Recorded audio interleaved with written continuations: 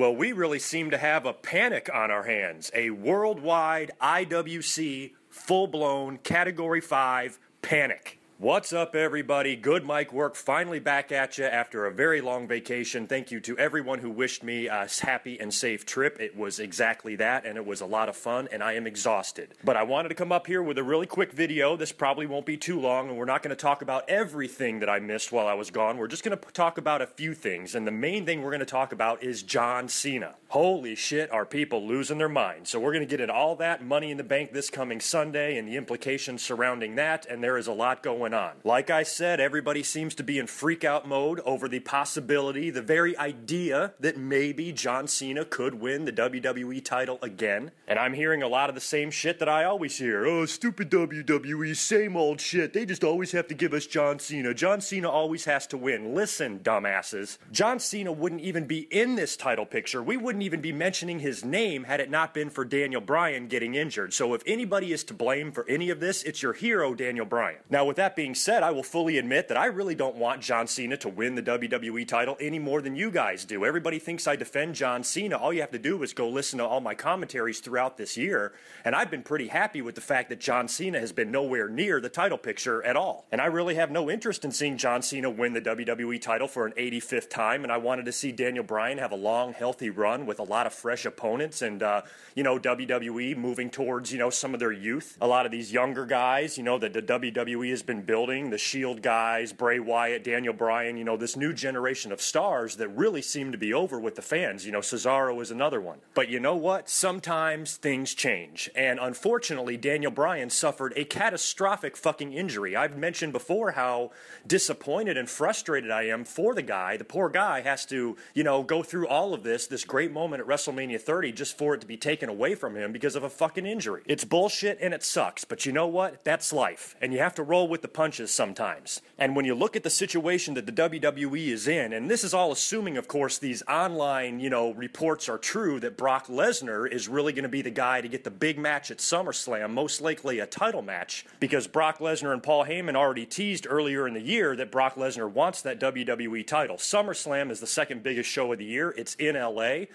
Daniel Bryan was supposed to have kind of a long run after WrestleMania, and maybe finally Brock Lesnar would be the guy to show up and try to take the title off of Daniel Bryan, but all of that's out the window now. So assuming that the WWE still wants to give Brock Lesnar the title shot at SummerSlam, you know what? John Cena is your best option. It's just too easy for fans to say, oh, WWE needs to build a new guy. Roman Reigns needs to be the champion. He needs to win the Money in the Bank. He's on the rise. He's over. The WWE needs to build new stars. You're right, they do, with the key word being build. You have to build. Roman Reigns has been the member of a three-man faction for the past 2 years. You must build him. What sense would it make to give Reigns the title right now, just out of nowhere, out of the blue? You got to line up some people for Reigns to squash first. And I have a feeling the very first name that's going to be is Kane. I think Kane and Roman Reigns cancel each other out of the Money in the Bank match. I think it would be too early to give Roman Reigns the title at the Money in the Bank ladder match. I just think it's too early. I think you have to do some things with Roman Reigns first. You have to get him over as a monster. I already know he's over. I already know people believe in him. But he has had no singles run whatsoever. So I say you give him a good year. You have him feud with Kane at 1 or 2 pay-per-views, have him beat him. Then you have him feud with another guy for another couple of pay-per-views, have him beat him, and then maybe Roman Reigns wins the Royal Rumble. Remember, Roman Reigns was the runner-up this past year. So what if the final 2 guys in the ring at the Royal Rumble 2015 are Batista and Roman Reigns again, and Roman Reigns tosses his fucking ass over the top rope this time and gets the title shot at WrestleMania 31. I'm all for a guy like Roman Reigns being launched. You know how much I love the Shield. I'm all for them making this guy into a huge star. However, I think winning this particular match and winning this title doesn't make any sense because I don't even think the WWE knows what they want to do yet. This Daniel Bryan injury threw a monkey wrench in all of their plans, and I think they're planning a lot of this shit week to week, and if you put the title on a guy like Roman Reigns, that needs to be something that you build towards, not something that you just do fucking spur of the moment. The same goes for Bray Wyatt and Cesaro. I am a huge fan of both of those guys, but if you give them the title at this Money in the Bank ladder match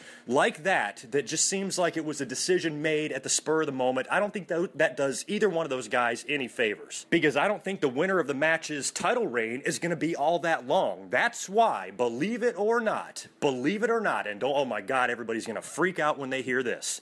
John Cena actually is the best option to win this Money in the Bank ladder match, because I think the reign is only going to be 2 months long. I think John Cena can come in because he's a huge name, huge star that he is in the WWE, marquee name. He can come in and be a placeholder.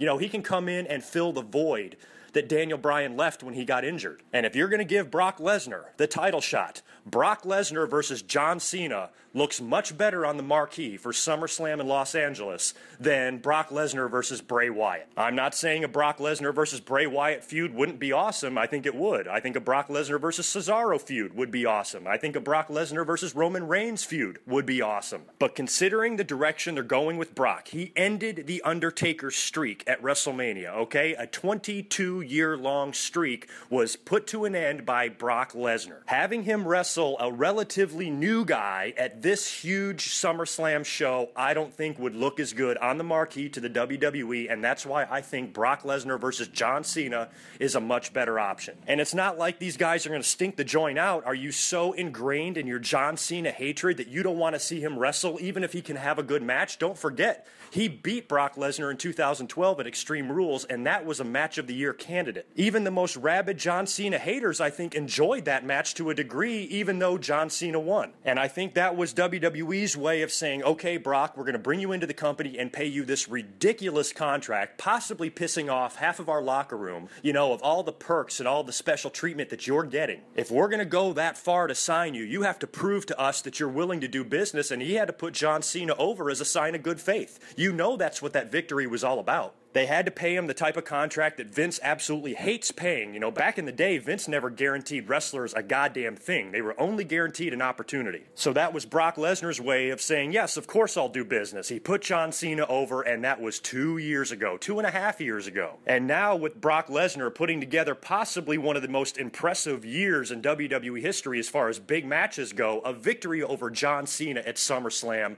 for the WWE title would mean huge things for Brock Lesnar. Now, I was always kind of under the assumption that Brock Lesnar would most likely be WWE champion going into WrestleMania 31. So if he wins the title at SummerSlam, if he's not going to be around to defend it, I don't know how that's going to work. So there's a really good possibility that maybe Brock Lesnar doesn't even get the title shot at all at SummerSlam. Now, if that's the case, then I will start entertaining the ideas of other guys winning Money in the Bank. If they want to wait and give Brock Lesnar the title at Survivor Series or Royal Rumble or somewhere later on down the line, then yes, fine. Give the title to Roman Reigns. Give the title to Bray Wyatt. Give the title to Cesaro. I don't give a shit. Give the title to any of those guys. But for business reasons and for common fucking sense reasons, if you're going to give Brock Lesnar the title shot at SummerSlam, John Cena is the only opponent that makes sense. Do you really hate Cena that bad that you don't even want to see Brock Lesnar get his revenge against him? He owes him one. Brock Lesnar needs to avenge that loss to John Cena. It's the only blemish on his record, you know, since he's come back to the WWE.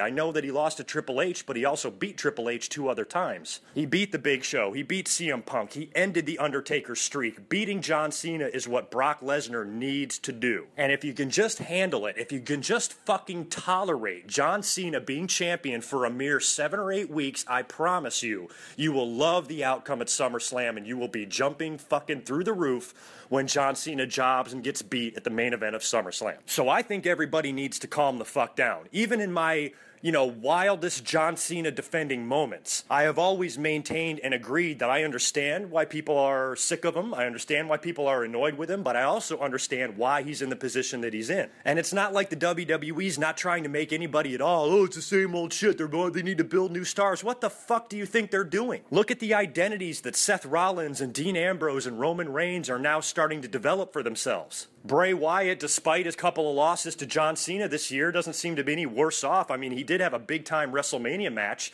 against a huge star like Cena. I think the Wyatt family faction is just as strong as ever. I fully expect Rowan and Harper to beat the Usos for the tag team titles at Money in the Bank. Cesaro is the newest Paul Heyman guy, and everybody loves Cesaro, and that's a built-in feud right there with Brock Lesnar for the future. Roman Reigns is a huge monster. We're going to see Daniel Bryan back. I mean, this is still the new generation of stars. It's not like the WWE has been shoving John Cena down your throat all year. He hasn't been anywhere near the title. title since he returned last October and beat Alberto Del Rio, for the title, sending everybody into a fucking murderous rage. So I, for one, think the WWE has done an okay job of keeping John Cena, in the position that he is and still utilizing him the way they like to utilize him for business, but at the same time keeping him away from the WWE title. But like I said, shit happens. Unexpected things go down, injuries happen, and sometimes you just have to fucking roll with the punches. That's the way life is. And if you cannot see that John Cena versus Brock Lesnar for the WWE title at SummerSlam is the best possible option for that main event, then you are just completely blinded by your Cena hatred and completely incapable of understanding logic and business. Now, with that being said, good mic work. What if John Cena beats Brock Lesnar? He won't. I promise you. Not even Super Cena, who beats everybody, who can beat 100 guys at one time. Not even that Super Cena is going to be able to defeat this Brock Lesnar. You do not have Brock end the Undertaker's WrestleMania streak, something that has been going on longer than most of you have been alive. You don't have him end that streak and then completely squash and kill and fuck his momentum 4 months later. That's not how it works. I know the WWE's crazy. I know they do crazy shit all the time, so maybe possibly John Cena does beat Brock Lesnar. If he does, then yes, of course, I will agree with everybody that's pissed off about that. And I promise you, if that happens, I will come up here and give you a profanity-laced John Cena-hating rant, because John Cena has no business beating Brock Lesnar at SummerSlam if that match does indeed take place. John Cena already beat Brock when he came back. Now it's Brock's turn to beat him. He needs to avenge that loss, and he needs to continue, having the best year of his career. That way, he's set huge for WrestleMania 31. He will be in a great position if he's able to have this kick-ass year, ending the streak, beating John Cena, winning the WWE title, all of that crap in 2014, leading into WrestleMania 31. That is a major, colossal megastar just sitting there waiting for a major, colossal megastar to feud with. So Brock Lesnar beating John Cena at SummerSlam is the only option. John Cena will not win. I promise you, John Cena will lose. And if that's the case, then your patience will pay off. The problem is, with a lot of wrestling fans, they have no fucking patience. They want instant gratification. That's why everybody's saying, WWE, don't give the belt to John Cena. Give it to Cesaro. Give it to Wyatt. Give it to Reigns. Listen, I just explained to you why none of that shit would make sense. Sure, give those guys the title when it's appropriate, when the timing is right, when you can build them and build towards that, But you got to remember, Daniel Bryan isn't even out of this picture yet. Let's not forget about our buddy Daniel Bryan, the guy that got, royally fucked over by an injury. I would like to think that Daniel Bryan can still come back into the title picture when he's healthy. And he may be healthier sooner than you expect. I mean, according to the Briefcase match, there's only 7 competitors in that. There's 8 in the world title match. So is there still one more guy to be announced for the Briefcase match? Daniel Bryan's going to be on the pre-show, the Money in the Bank pre-show, to break his silence and to talk about, his situation, his injury, losing the title and all of that. What if Daniel Bryan's been cleared to wrestle and we don't even know it? What if they throw him in as the 8th competitor in the Briefcase match and he climbs up the ladder and grabs the briefcase? I think that might still be a possibility, and that would be fucking awesome, because that will give Daniel Bryan a built-in title shot for when he's ready, even if he's not 100%, even if he's 80%, and the doctors say he can wrestle. Just throw him out there in the middle of that Briefcase match, have him work very protected, or maybe he comes out at the very end, runs up the ladder and grabs the briefcase. Then he can still sit at home and nurse his injury because, there's no law that says you can't be injured and have the briefcase. You have a full year to cash that thing in, so that would be a good way to give Daniel Bryan a guaranteed title shot when he comes back, and he can still go home and nurse his injury. So those are all big what ifs, but I think, for logic's sake, something that the John Cena haters are very uncomfortable with. I think John Cena winning the Money in the Bank match makes the most sense if you're looking towards SummerSlam, and all of the online reports about Brock Lesnar getting the title shot are true. I mean, would it really be that bad? What would be bad about John Cena versus Brock Lesnar at SummerSlam? Explain to me how that would be a bad idea, to have Brock Lesnar beat the ever-loving piss-fuck out of John Cena and win the WWE title at SummerSlam. You get to see the guy you hate the most get the crap beaten out of him. Do you hate the guy that bad that you don't even want to see that? That's fucking insane. You gotta get used to the fact that John Cena is here to stay for the WWE for as long as he's healthy and as long as he's bringing in money. The very best you can hope for is exactly what the WWE was giving you all year. They were keeping John Cena away from the title picture. Fine, WWE, have John Cena be the unbeatable superhero role model for kids if you must. Just keep him away from the fucking title. And you know what? That's exactly what they did. They gave little 190-pound Daniel Bryan the glorious confetti-dropping moment with 2 championship belts at the 30th anniversary of their biggest show, the show that made the company what it is. They are completely capable of pushing other guys, and they have a lot of faith in a lot of other wrestlers other than just John Cena. You just have to look at each and every situation, and for this particular situation, there is no way that Brock Lesnar versus John Cena at SummerSlam is a bad thing. So there, that's my feelings on John Cena. Those of you capable of critical thinking, you'll agree with me. Those of you frothing at the mouth and going completely cross-eyed by the thought of John Cena winning the WWE title, you're probably not going to agree with me, and you're not worth arguing with. And John Cena's not the only one in this match. You know, Roman Reigns, Bray Wyatt, Cesaro, like I mentioned earlier in this match, Randy Orton, former WWE champion, the guy that unified the titles, is in this match, Alberto Del Rio, and Sheamus. And like I said, I think Roman Reigns and Kane will do something to cancel each other out in the match. I think they will brawl off to the side or something like that, or Kane will do something that will set up a match between the two of them at Battleground. I'm almost certain of that. Alberto Del Rio's not going to win this match because, well, he's Alberto Del Rio. Sheamus isn't going to win this match because Sheamus just isn't going to fucking win this match. Randy Orton could be a wild card in this thing. I mean, he was at a pretty high position in the company going into WrestleMania 30. I still don't even think this guy has gotten his rematch yet, you know, for the WWE title, so why not give Randy Orton the titles? And then if Daniel Bryan gets healthy, you can have Daniel Bryan versus Randy Orton, and Daniel Bryan can have his opportunity for revenge, because we all remember what happened to D-Bry last year at SummerSlam. So I do think there's a lot of different directions they can go, and already, like I've talked about with John Cena and Brock Lesnar at SummerSlam, this is still 2 months out. This is highly predictable, so now you got to think that the WWE might start changing plans up, because if they do in fact go with John Cena and Brock Lesnar, you know, we know Brock's got to win that match. So do you want to have a highly predictable main event at a big time show like this? They made that mistake once already at WrestleMania 29 with Rock and John Cena. But, you know, I think this will be better. Even though it's predictable, I still think the fans are going to love to see it, especially when John Cena gets the crap beaten out of him. So even though it's predictable, I still think the fans will mark out for it. And then, hey, maybe the WWE will surprise me. Maybe they'll take some of your advice and say, hey, put the title on Bray Wyatt, put it on Cesaro, put it on Roman Reigns. If they do that, I'm sure as shit not going to complain about it. You know why? Because I love those guys. I just personally think that the timing's not right for this particular match. But if the WWE says, fuck it, let's just randomly give Cesaro the title, even though he's not that hot right now, then I'll be thrilled, because Cesaro is awesome. But for immediate purposes and for what the reports have been saying about SummerSlam, John Cena just fucking makes sense. Now, I did talk a little bit about the briefcase match, too. Like I said, there's only 7 competitors in this, and if there's going to be an 8th, you know, maybe that could be a way for Daniel Bryan to sneak in the back door. And also, they might be down a man. There might be 2 empty spots now, because apparently Wade Barrett suffered a shoulder injury, I think, on SmackDown, and he might not even be in this match. Which is a shame, because the winner of this is going to be tough to predict, too. I mean, look at who the participants are. Ambrose, Rollins, RVD, Kofi Kingston, Dolph Ziggler, Jack Swagger, and Wade Barrett. Now, I'm pretty sure most of you, just like the world title match, are saying, oh, Seth Rollins or Ambrose needs to win this match. No, I actually think they cancel each other out. I don't think either one wins this match. The Shield just broke up. It's time for these 3 guys to start developing their individual identities. I already like what they're doing with Ambrose and Rollins. They both have new ring attire. Rollins is now wrestling with his shirt off. Ambrose, I think, is wearing a wife beater and jeans. And these guys are going to have a really, really intense feud. And I think throwing a briefcase in the middle of that just wouldn't make any sense. These guys need to work some pay-per-views together, and you know they will.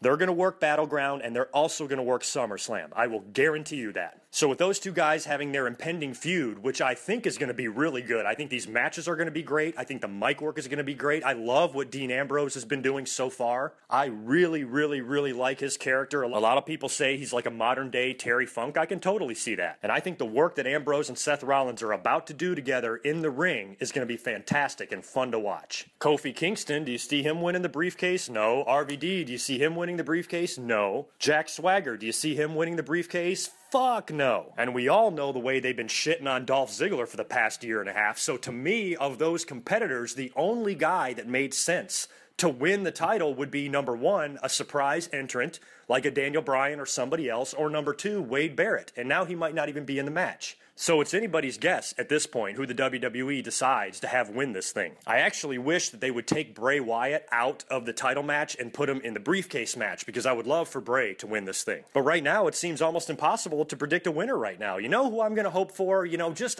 going to have one last glimmer of hope and just randomly pick Dolph Ziggler, just hoping that maybe, possibly, I mean, I do not understand for the life of me what Dolph Ziggler did, you know, to be treated the way he was treated. He won the WWE title a little over a year ago. Cashed in the Money in the Bank in one of the most memorable Raw moments of the year. I think he got hurt or got the concussion, and then WWE forgot all about him. Well, in the meantime, since he's been back, he still has kick-ass matches. Him and Wade Barrett tore the fucking house down on Monday Night Raw. The fans respect the hell out of this guy, and how does the WWE respond? By taking a shit on his face every fucking week. So why not give Dolph Ziggler the briefcase and make the fans happy? If John Cena is going to be winning that fucking world title, you got to do something in the other match to make the fans happy. So surprising all of us by giving Dolph Ziggler another push would be very rewarding and would be very nice to see. So there, that is my Money in the Bank thoughts. I mean, how many matches do we even have for this fucking thing? 4, we got the 2 Money in the Bank matches, we got the tag team title match, and I think Paige is defending her title against somebody.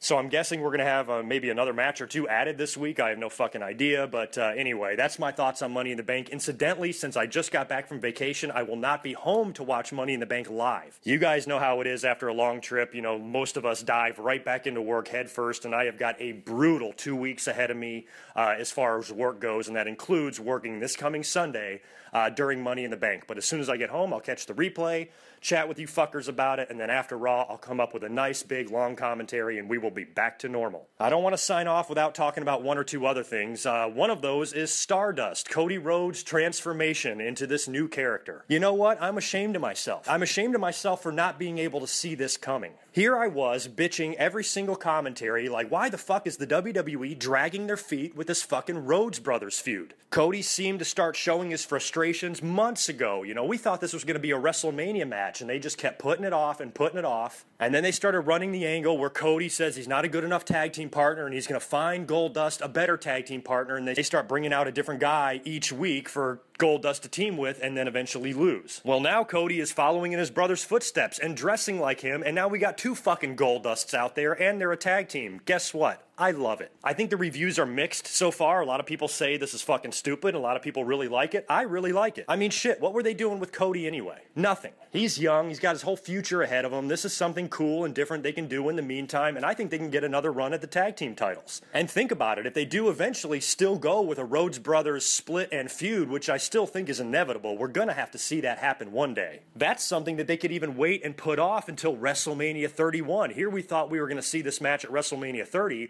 What if they wait a whole year and do it next year? Cody Rhodes can have, I don't know, 7, 8, 9 month long run with this gimmick that he's in, you know, teaming with his brother, you know, and being Stardust. And I think in his first 2 weeks as this character, he's been good. I love the promo they did on Raw where Goldust said, hey, now I'm the normal one. You know, I think Cody is doing a pretty good job of being bizarre and being strange and psyching out his opponents and doing very strange things in the ring. And I think they'll build on that and get better. And I think Stardust could really get over. I don't think Stardust will be here forever. I think this is something temporary for Cody Rhodes to do for, I don't know, 4 or 6, 8 months, maybe a year. But eventually it will have to end. And eventually Dustin and Cody will have to have a match. But in the meantime, I like it because I'm a fan of tag teams, and now we got now the Rhodes Brothers are back. You know, they look a little different, but they're back, and I definitely think Goldust and Stardust could have some gold belts around their waists in the very near future. Also, Bo Dallas. You know, I wasn't too high on him at first, but I am rapidly changing my mind.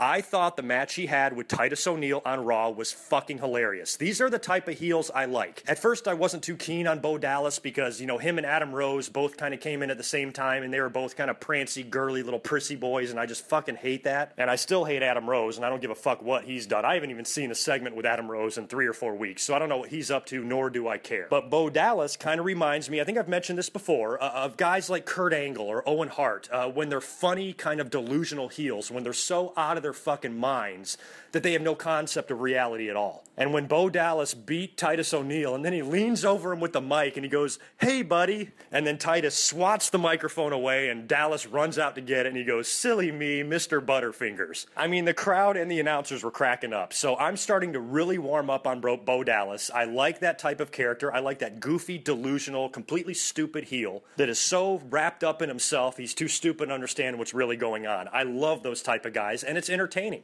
I'm not going to take him seriously as a serious title contender or anything like that, but for entertainment value, you know, that's what he's doing. He's entertaining me, and I think the character's hilarious. So I don't know if Good Mike Work's quite a Bo-lever yet, but he's getting close. And finally, I just want to wish the very best to Vickie Guerrero.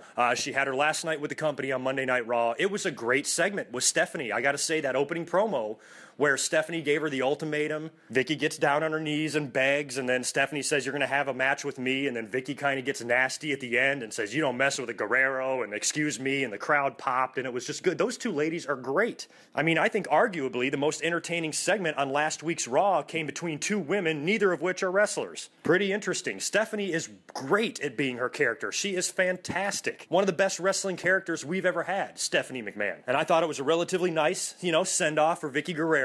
They teased a few, Eddie Guerrero moments. Even Stephanie, she spoke the truth. That was a worked shoot. When she said, Eddie had a ton of respect and he died and we took pity on you, that's exactly what they did. They gave Vickie Guerrero a job because they wanted to honor Eddie. They wanted to help out his family. And if they could keep some money coming into the family by giving Vickie Guerrero an on-air role, that's what they were going to do. And she was basically going to stay employed there for as long as she wanted. And it was her decision to leave, and they had the match. I wasn't really a big fan of the match where they were wrestling in the mud or whatever, but of course, Vickie tosses Stephanie in at the end and gets the last laugh, but technically is still fired. So Vickie's out of the WWE, but good for her. She needs to move on. She's been there almost 10 years now. As far as what I've read, she's just going to go home and be a mom and live a normal life, and I wish her nothing but the best. She was a great character on TV. I thoroughly enjoyed Vickie Guerrero. I thought she was good at her job, and she was a great heel, and she did a lot of great things while she was there, and I wish her and her family nothing but the best. And she will be missed, and I think a lot of the divas are going to miss her too. I thought it was cool the WWE put up the video, I don't know, maybe on YouTube or maybe on the network, where all the divas kind of said goodbye to Vickie after the mud match when she came back through the stage. They all hugged her and said they're going to miss her, and I think a lot of people will miss Vickie Guerrero, and I'm one of them. So good luck, Vickie, with everything you do, and we love you. So that's it for me. I've got to go dive headfirst into a very long week at work, so leave all of your Money in the Bank comments and predictions below, and don't forget to hit that caps lock button before you call me a John Cena cocksucking bastard. So the next time I talk to you will probably be Tuesday after Monday Night Raw. We'll talk about all of the fallout to Money in the Bank, and wow, it's pretty unbelievable to think that the next time I talk to you, John Cena could very well be the WWE champion. Holy fucking shit. Peace.